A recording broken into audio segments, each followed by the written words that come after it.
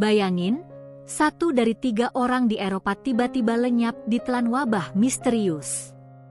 Gila sih, Black Death itu bukan cuma penyakit, tapi mesin pembunuh massal yang mengubah peradaban selamanya.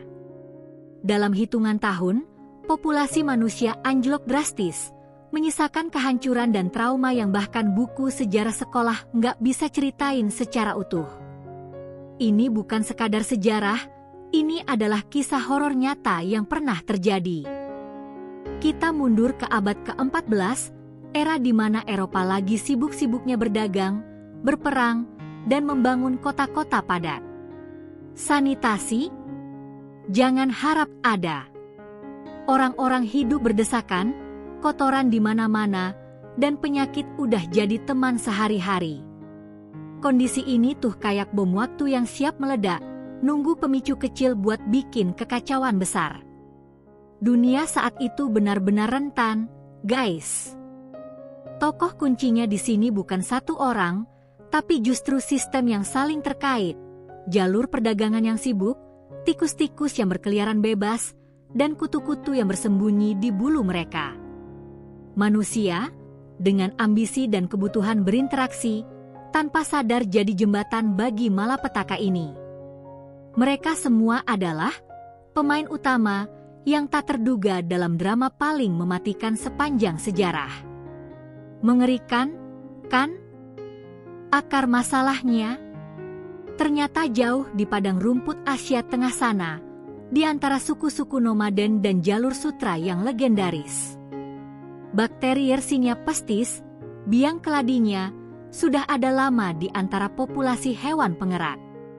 Tapi, aktivitas manusia dan ekspansi kekaisaran Mongol yang masif, dengan segala penaklukan dan perdagangannya, tanpa sadar menyeret bakteri ini keluar dari habitat aslinya. Dari sanalah semua neraka ini dimulai. Situasi mulai tidak terkendali saat wabah ini sampai ke kota Kaffa di Crimea. Bayangin, tentara Mongol yang mengepung kota itu tiba-tiba kena wabah. Daripada menyerah, mereka malah melontarkan mayat-mayat korban Black Death ke dalam kota pakai ketapel. Ini adalah salah satu kasus perang biologis pertama dalam sejarah. Dari Kaffa, para pedagang yang panik melarikan diri lewat laut, membawa serta penumpang gelap yang mematikan itu ke seluruh Eropa. Di tengah kepanikan, ada keputusan-keputusan gelap dan intrik yang bikin geleng-geleng. Para penguasa dan dokter awalnya menyangkal atau salah mendiagnosis, menutupi skala sebenarnya dari bencana ini. Ketika semuanya terlanjur parah, mereka malah mencari kambing hitam, orang Yahudi, penyihir, atau siapa saja yang dianggap berbeda jadi sasaran amuk massa. Ini bukan cuma wabah penyakit, tapi juga wabah ketakutan dan kebencian yang merusak akal sehat manusia. Puncaknya, wabah ini menghantam jantung Eropa, Florence, London, Paris. Jalanan dipenuhi mayat, bau kematian menyengat di mana-mana, dan tidak ada yang bisa menghentikannya. Keluarga saling meninggalkan, gereja kewalahan menguburkan korban, dan masyarakat runtuh total. Ini adalah momen di mana peradaban manusia benar-benar diuji, dan banyak yang gagal. Rasanya kayak kiamat kecil yang terjadi di depan mata. Dampak langsungnya, kehancuran total. Ekonomi lumpuh, lahan pertanian terbengkalai karena tidak ada pekerja, dan sistem feodal yang sudah mapan langsung ambruk. Orang-orang yang selamat mendapati dunia yang sama sekali berbeda, dengan kelangkaan tenaga kerja yang justru memberi mereka kekuatan tawar baru.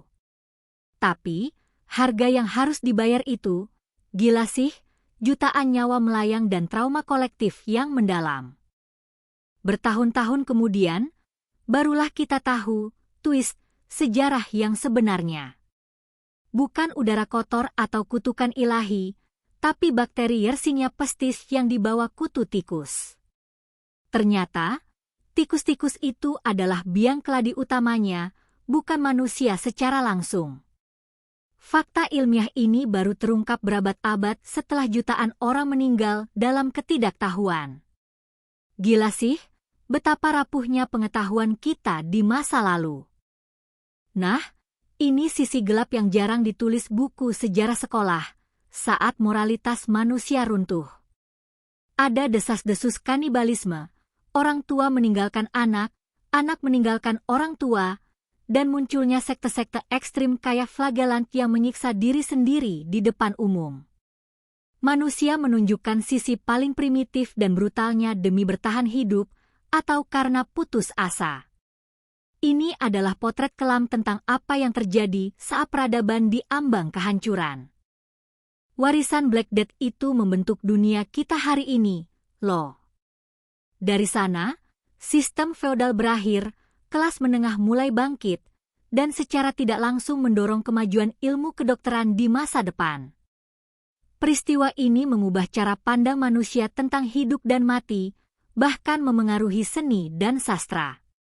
Kita belajar pahitnya pentingnya sanitasi dan riset ilmiah yang fundamental banget buat kesehatan publik modern.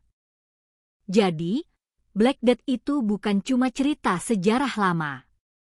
Ini pengingat dramatis tentang kerapuhan peradaban dan kekuatan alam yang tak terduga. Kita bisa belajar banyak dari masa lalu, tentang bagaimana kita bereaksi saat krisis, dan pentingnya pengetahuan. Gimana menurut kalian, fakta mana yang paling bikin kalian terkejut? Yuk, diskusi di kolom komentar di bawah.